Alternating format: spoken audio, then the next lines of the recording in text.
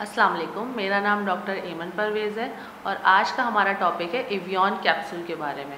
आज हम एवियन के बारे में बात करेंगे कि एवियन होता क्या है, इसके यूजेस क्या होते हैं, इसके सोर्सेज क्या होते हैं, इसका हेयर ग्रोथ में क्या रोल होता है, इसका मेल और फीमेल में क्या इस्तेमाल होता है, उसके अलावा इसके साइड इफ़ेक्ट्स क्या होते हैं। अब हम बात करेंगे एवियन के बारे में कि एवियन होता क्या है। एवियन एक्चुअली एक कैप्सूल है जो कि विटामिन ई के ऊपर मुश्तमिल है, यानी कि विटामिन ई जो होता है जिसको हम आम ज़बान में टोकोफेरॉल के नाम से जानते हैं या क्लिनिकल टर्म्स में इसको टोकोफेरॉल कहा जाता है, जो कि एक बहुत पावरफुल एंटीऑक्सीडेंट होता है और अक्सर डर्मेटोलॉजिस्ट इसको स्किन के लिए और हेयर्स के लिए इसको प्रिस्क्राइब करते हैं। अब हम इसकी सोर्सेज़ के बारे में बात करेंगे कि आप विटामिन ई बेसिकली हमें किन सोर्सेज़ से मिल सकता है नेचुरली। एवियन कैप्सूल तो आपकी वैसे डेफिशिएंसी को पूरा करता है, लेकिन आपको विटामिन ई आप अपने खाने में भी ले सकते हैं डिफरेंट सोर्सेज़ से, जिसमें आप सनफ्लावर ऑयल हो गया, ऑलिव ऑयल हो गया, व्हीट जर्म ऑयल हो गया। इसमें बहुत ज़्यादा अमाउंट में आपकी विटामिन ई मौजूद होता है नेचुरली। और उसके अलावा आपकी मैंगोज़ में होता है, कीवी के अंदर ये मौजूद होता है और सबसे ज़्यादा अमाउंट जो उसका होता है वो बादाम यानी आलमंड्स के अंदर इसकी काफ़ी क्वांटिटी मौजूद होती है। अब हम एवियन के यूजेस के बारे में बात करेंगे। जैसा कि आप लोगों को पता होगा कि विटामिन ई या एवियन के जो कैप्सूल्स होते हैं अक्सर जो है हमें वो स्किन डॉक्टर्स बहुत ज़्यादा प्रिस्क्राइब करते हैं हेयर, नेल्स और आपके स्किन के लिए। तो इसी वजह से प्रिस्क्राइब किया जाता है क्योंकि इसका सबसे इम्पॉर्टेंट और मेजर रोल ही ये होता है कि ये एक पावरफुल एंटीऑक्सीडेंट होता है।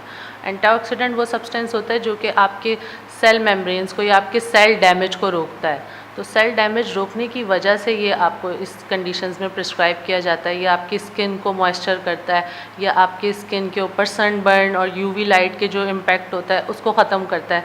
उसके अलावा ये आपकी डिफरेंट और स्किन से रिलेटेड जो इश्यूज़ होते हैं जिसमें हाइपर पिगमेंटेशन होता है या ड्राई पैचेस हो जाते हैं या वाइट पैचेस हो जाते हैं, उसके लिए भी ये काफ़ी हेल्पफुल होता है। उसके अलावा ये आपके हेयर्स के लिए बहुत ज़्यादा इंपॉर्टेंट होता है क्योंकि ये सेल डैमेज को रोकता है और ये आपकी ब्लड फॉर्मेशन को अच्छा करता है। तो इस वजह से ये आपके हेयर्स के लिए भी बहुत अच्छा होता है। ये आपकी ऑक्सीजनेशन बढ़ाता है, ब्लड जो आपके हेयर सेल्स होते हैं उसके अंदर ऑक्सीजन फराहम करता है, जिसकी वजह से उनकी ग्रोथ अच्छी होती है, उनकी जड़ें मजबूत होती हैं। उसके साथ साथ इसके और भी बहुत सारे फ़वाइद हैं जो कि आप जिसकी वजह से एवियन कैप्सूल्स यूज़ कर सकते हैं। जैसे कि ये नर्व डैमेज को रोकता है। जैसे जो अक्सर ऐसा होता है कि कुछ लोगों को न्यूरोपैथी हो जाती है, बहुत से उनके हाथ पाँव भी सुन्न होना शुरू हो जाते हैं या उनका नर्व डैमेज शुरू हो जाता है, उसके लिए बहुत ज़्यादा इंपॉर्टेंट होता है। और उसके अलावा इसके और भी बहुत से रोल हैं जिसमें ये आपकी इम्यूनिटी को बहुत स्ट्रॉन्ग करता है। एंटीऑक्सीडेंट होने की वजह से ये फ्री रेडिकल्स को किल करता है, तो ये एंटी कैंसर के तौर पे भी यूज़ हो सकता है। तो इसमें एंटी कैंसर प्रॉपर्टीज़ भी हैं, इस वजह से ये इस्तेमाल होता है। साथ साथ ये है कि ये आपके अगर चलने फिरने में कोई बैलेंस का इशू होता है उनको, तो उनको भी ये अक्सर प्रिस्क्राइब किया जाता है। ये आपके और मज़ीद इस तरीके के स्किन से रिलेटेड जो भी इश्यूज़ या इन्फेक्शंस होते हैं उसमें भी अक्सर ये आपको प्रिस्क्राइब किया जा रहा होता है। अब हम बात करेंगे एवियन कैप्सूल के मेल और फीमेल में क्या किरदार होता है। एवियन कैप्सूल मेल और फीमेल के लिए वैसे तो एक ही काम करता है, लेकिन कुछ ऐसी इसके अंदर फ़वाइद हैं जो कि स्पेशली आप यूज़ कर सकते हैं मेल और फीमेल सेपरेटली।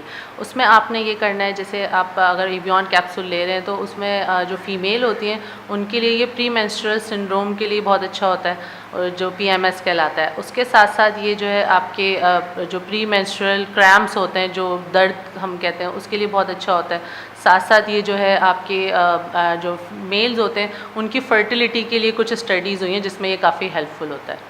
अब हम बात करेंगे एवियन कैप्सूल के साइड इफ़ेक्ट्स के बारे में। वैसे तो एवियन कैप्सूल बहुत ज़्यादा सेफ़ होता है, लेकिन अगर आप इसकी डोज़ जो है वो नॉर्मल डोज से एक्सीड करेंगे तो ये कुछ टॉक्सिसिटी प्रोड्यूस कर सकता है, जिसमें आप इसका जो नॉर्मल डोज होता है वो होता है 15 mg पर डे या 1 कैप्सूल, या डॉक्टर जो भी आपको हिदायत दे उसके मुताबिक आपने इस्तेमाल करना होता है।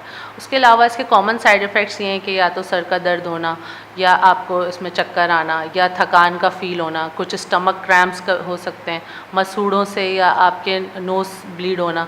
उसके अलावा आपके कुछ स्किन रैशेज़ इसमें हो सकते हैं।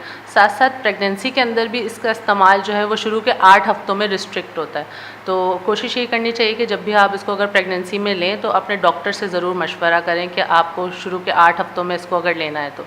और उसके साथ साथ ये प्रेगनेंसी में वैसे सेफ़ है, लेकिन आप अपने डॉक्टर से बिल्कुल मशवरा करके इसको इस्तेमाल करें। अब हम बात करेंगे एवियन कैप्सूल की कुछ प्रिकॉशंस के बारे में, यानी कि जब आप एवियन कैप्सूल इस्तेमाल करें तो उससे पहले आपको किन चीज़ों का एहतियात करना होगा या आपको अपने डॉक्टर से जिसके बारे में मशवरा करना होगा। जिसमें सबसे पहले ये है कि अगर आपको एवियन कैप्सूल इस्तेमाल करना है तो आपको इस चीज़ का ज़रूर पता होना चाहिए कि आपको कोई ब्लीडिंग डिसऑर्डर तो नहीं है या आपको विटामिन के की कोई डेफिशिएंसी तो नहीं है। उसके अलावा अगर आपकी कोई रीसेंट सर्जरी हुई है या आपको प्रोस्टेट कैंसर है या उसके अलावा आपको कोई और इस तरीके का इशू है, जैसे कोई मोशन बैलेंस आपको कोई इशू है, कोई मोटर इशू है, तो उसके अंदर भी आपको जो है ये डॉक्टर के मशवरे के मुताबिक यूज़ करना होता है।